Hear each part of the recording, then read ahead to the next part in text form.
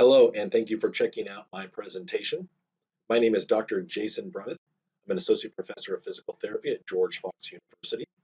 The title of my presentation is Reactive Strength Index Scores in Volleyball Players are Associated with Injury Risk and Game Performance. So this slide asks the question, can functional tests identify athletes at risk for injury?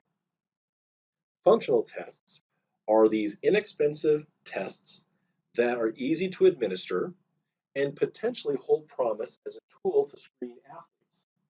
So if a test is able to discriminate injury risk, a coach or a sports medicine professional could administer the test at the end of the school year. And then if an individual is deemed to be at risk based upon their test performance, a targeted training program could be given to them to address those deficits. Now, initial studies have shown promise.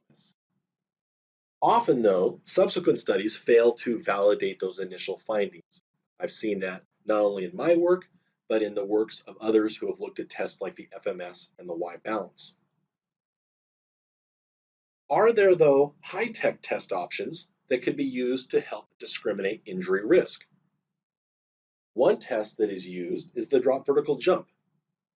This test has traditionally been used to identify athletes at risk for an initial or a subsequent ACL injury.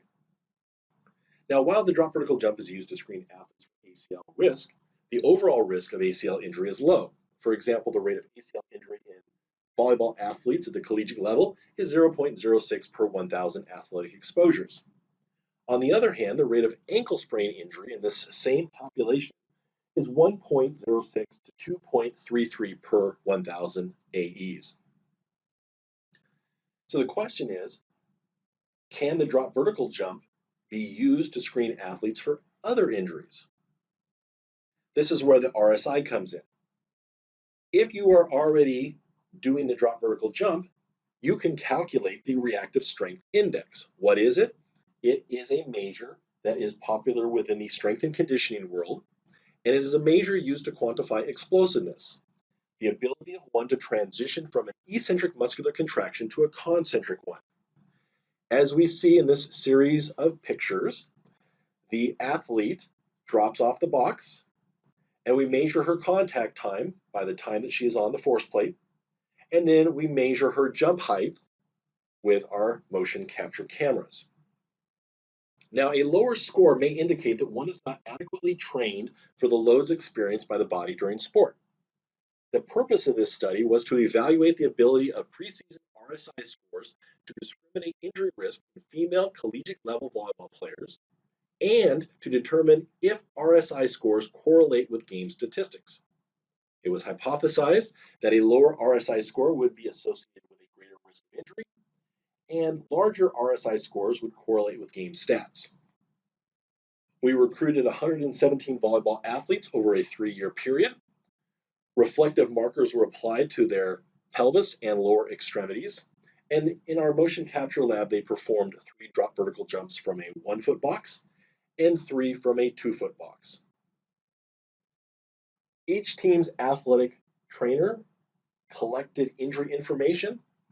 An injury for this study was any musculoskeletal injury to the low back or lower extremities, resulting from a non-contact injury mechanism that resulted in time lost from sport. We calculated mean RSI scores, and we utilized independent t-tests and ANOVA to compare means. ROC curves were constructed to identify cutoff scores, and those cutoff scores were used to calculate relative risk. Pearson correlation stats were used to identify correlations between game stats and RSI. Now, there was no difference in RSI scores based upon player position. There was, however, a significant difference between starters and non-starters, with starters performing the RSI significantly better. We found that female volleyball players with a lower RSI score off of the 1-foot box were 4 times more likely to experience a non-contact time loss injury to the lower quadrant region than those athletes who had a better RSI score. Also presented here that we did RSI testing off of a 2-foot box. There was not a significant difference off the 2-foot box, but we were probably underpowered.